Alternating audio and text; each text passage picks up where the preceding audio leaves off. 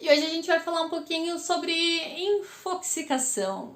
Não, não é intoxicação e não é informação, é infoxicação, a união dessas duas palavras, que é um termo cunhado aí na década de 90, né, para falar justamente sobre o excesso de informação, que por vezes pode ser um pouco tóxico. E já teve essa sensação um pouquinho? Porque olha, ultimamente digo aqui 1 ano e meio, né? Acho que eu tenho tido isso muito mais forte do que eu costumava ter, porque basicamente a gente só tem.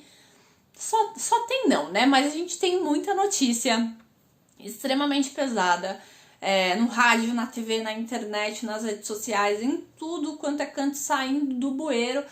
E aí você fala, meu Deus, só tem desgraça no mundo, só tem, né, não tem ninguém fazendo bem, não tem nada de bom. Tem, gente, mas acho que até pensando na questão de notícia, às vezes a gente vai absorver, a gente vai prestar mais atenção no que é ruim, infelizmente.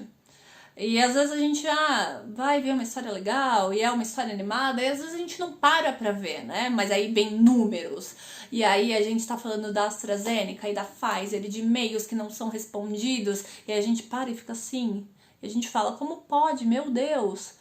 E depois a gente sai, né? Quando vai começar a notícia boa, a gente sai e fala, eu preciso respirar. A quantidade de informação que a gente absorve quase o tempo todo é como uma avalanche, né? Que vem, leva a gente e muitas vezes causa sensação de ansiedade, de medo, de pânico. E a gente só vai alimentando isso, porque a gente escuta no rádio e a gente vai ver na TV, e de repente você tá vendo na internet e de repente parece que não dá nem pra respirar. E às vezes o cansaço mental é tão grande que a gente deita, a gente dorme, mas a nossa cabeça continua naquele looping eterno e a gente acorda parecendo mais cansado do que quando a gente foi dormir.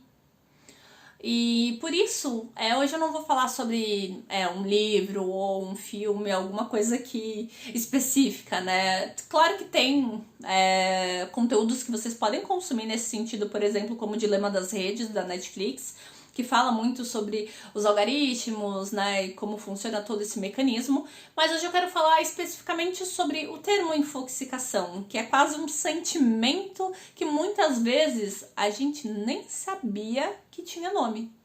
Parece um pouco complexo, mas no fundo, como eu expliquei, não é, né? Eu acho que todo mundo já teve um pouco dessa sensação de consumir notícias e consumir a um nível que você se sente cansado e você fica ansioso e de repente pode ser que você chegue num nível como eu cheguei, de você querer barrar tudo, de você não conseguir mais absorver notícias sobre determinado assunto X, porque eu sentia pelo menos que não estava me fazendo bem. E quando eu falo barrar, não é você se tornar completamente alheio ao que está acontecendo no mundo e você não consumir mais nada, mas às vezes controlar um pouco a quantidade de informação que você está recebendo, sabe? Se é que é possível.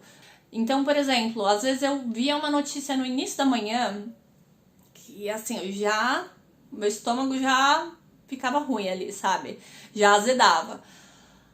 E aí eu olhava o noticiário do meio-dia, os desdobramentos daquela mesma notícia, ao longo do dia na internet, aí no final do dia, no Jornal da Noite, a mesma coisa. E aí parecia que aquela sensação da manhã, ela ia só se agravando e aumentando e me engolindo. E eu falei, não preciso disso. Já tenho coisas suficientes para lidar, assim, não preciso de mais essa carga. Não, enquanto eu não tiver bem o suficiente para carregar. Nessa nova conjuntura que a gente está vivendo aí de pandemia, distanciamento social, eu acho natural que a gente queira se manter o mais atualizado possível. Pelo menos eu tenho muito essa vontade, né, essa ânsia. Mas acho que pelo nosso bem mental, a gente precisa de um meio termo aí entre não acompanhar as coisas, porque parece tudo muito negativo, mas também não consumir um excesso de informação que para de ser benéfico e começa a fazer mal pra gente mesmo. Eu acho que por mais difícil que seja, a gente precisa encontrar aí um meio termo e respeitar o nosso limite. Acho que, cara, isso é a chave pra vida, na verdade, assim. Quando a gente entende qual é o nosso limite, a gente fala, vou só até aqui. E não tem problema, sabe? Melhor eu parar aqui do que eu passar e não ter volta. O que eu tento fazer, na verdade, então, é controlar um pouco o que eu consumo e também de onde eu consumo, porque faz diferença você, por exemplo, acompanhar um jornal ou um programa sensacionalista que basicamente explora a desgraça humana.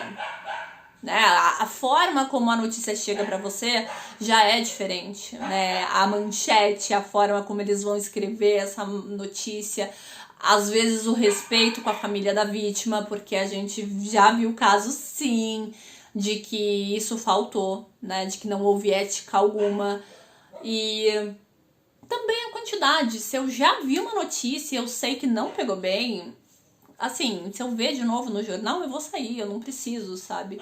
Eu acho que controlar um pouco isso ajuda a aliviar essa sensação, porque senão o nosso HD ele fica cheio na nossa cabeça, fica cheia não só com as notícias que a gente está consumindo, mas também com a sensação, com a forma com que ela foi trazida pra gente, que às vezes ela por si só já é muito triste.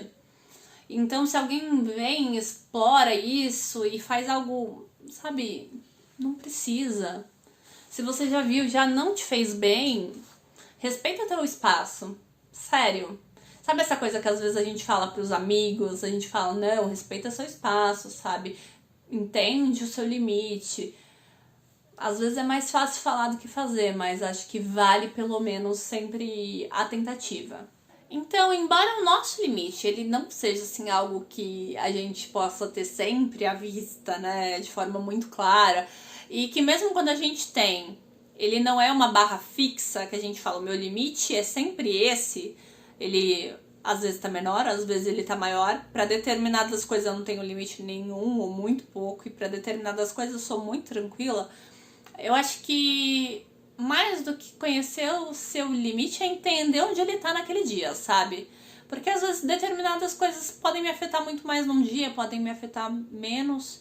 E acho que o autoconhecimento ele traz essa capacidade de você olhar e falar assim, hoje eu consigo, hoje eu não consigo.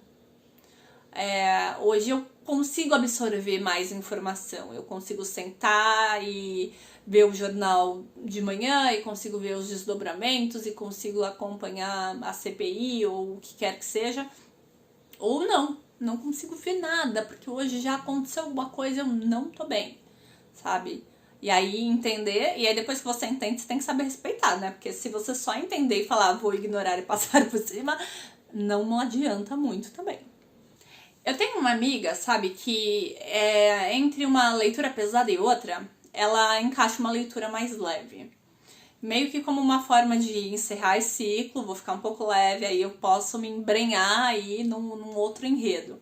E eu acho que isso é um pouco de autoconhecimento, ou muito de autoconhecimento, sabe? E às vezes a gente tem essa sensação, entretenimento leve, entretenimento que não tem uma grande reviravolta, um grande enredo, não agrega em nada. Mas se é um entretenimento que te deixa leve, que não mastiga a sua mente, sabe? Que fecha um ciclo e aí você começa outro, ele já não tá cumprindo a sua utilidade, ele já não tá fazendo, aliás, muito por você. Fica aí a reflexão.